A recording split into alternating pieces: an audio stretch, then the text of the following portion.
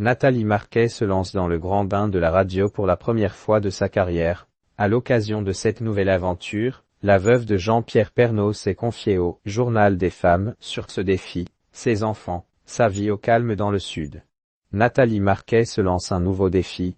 Miss France 1987 vient de rejoindre la matinale, le Réveil Collector, aux côtés de Lionel Guillaume, au micro de Forum. Pour la première fois, elle s'essaie à la radio.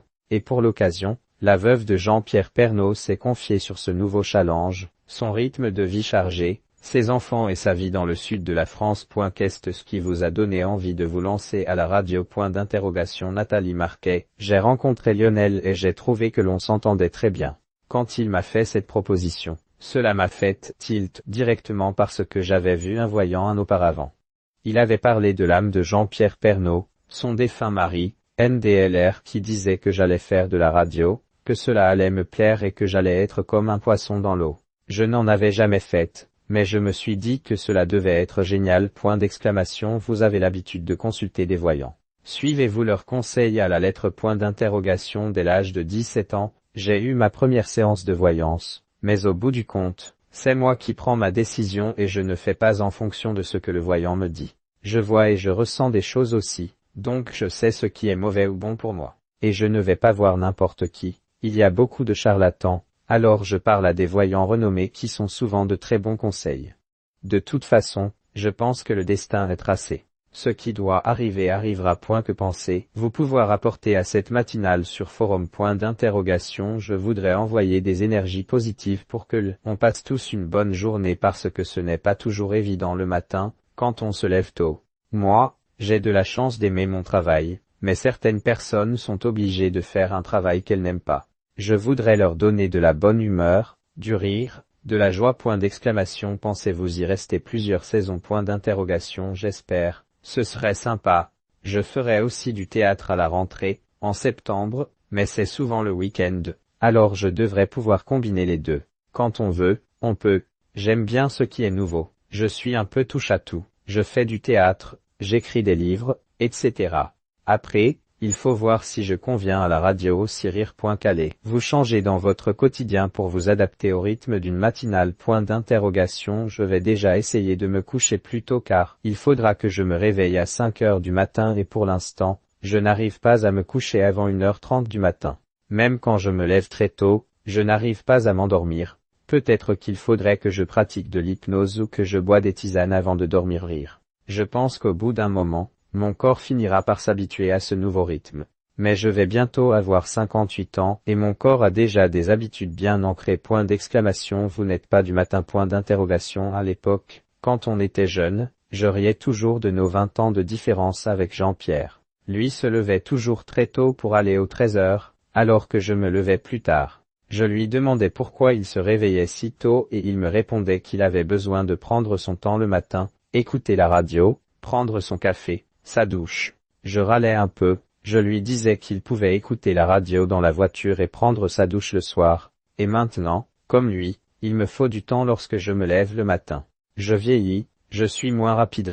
Que pensent vos enfants de ce nouveau projet ? Vous encouragez-ils ? Ils me soutiennent, mais au début, ils étaient un peu inquiets. Ils m'ont dit, mais maman, tu en fais déjà beaucoup, pourquoi tu veux te rajouter ça en plus ? Ça va être dur pour toi de te lever, il faut que tu te reposes un peu. Ils sont mignons parce qu'ils me protègent, mais, ils m'ont dit que si cela me rendait heureuse, je devais foncer. Mes enfants sont formidables, ils savent que c'est important pour moi de m'occuper, je suis un peu hyperactive. J'ai besoin de me changer les idées, de me stimuler. Mais savez-vous déconnecter de temps en temps ?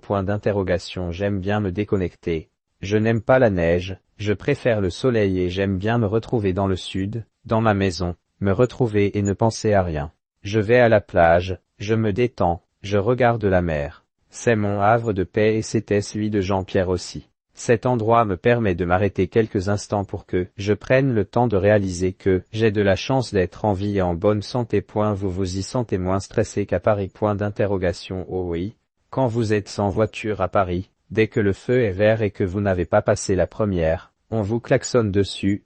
Dans le sud, les gens ne sont pas énervés au volant, on mange bien, j'ai beaucoup d'amis là-bas, il y a le soleil.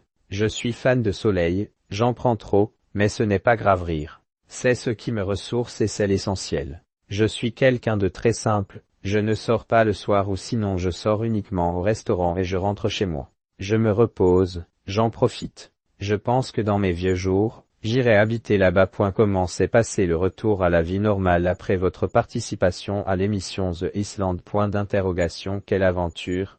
Je suis sorti avant les autres et la première nuit, j'ai beaucoup marché avant de retrouver le bateau et rentrer à l'hôtel. Mais j'étais faible et quand ils ont voulu me donner à manger, j'ai dit, hors de question, parce que je vais voir d'autres médecins là-bas, aux Philippines, et je veux qu'ils me disent que je peux retourner dans l'aventure, comme Terence Tell, acteur et mannequin, NDLR. Malheureusement, je n'ai pas pu parce que j'avais une déchirure pas loin de la clavicule.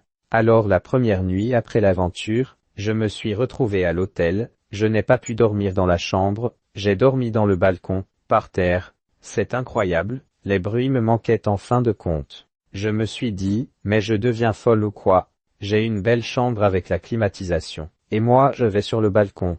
Je vous rassure, j'avais quand même pris un oreiller rire. Avez-vous gardé des habitudes dans votre quotidien après cette aventure? On se dit que notre armoire de fringues et nos produits esthétiques ne servent à rien et que l'on peut, en théorie, se débarrasser du superflu. Mais au bout de 2-3 jours, on revient aux mauvaises habitudes. Je reprends mon chocolat, je remets du maquillage rire. En tout cas, si c'était à refaire, je le referais. Mais pas tout de suite,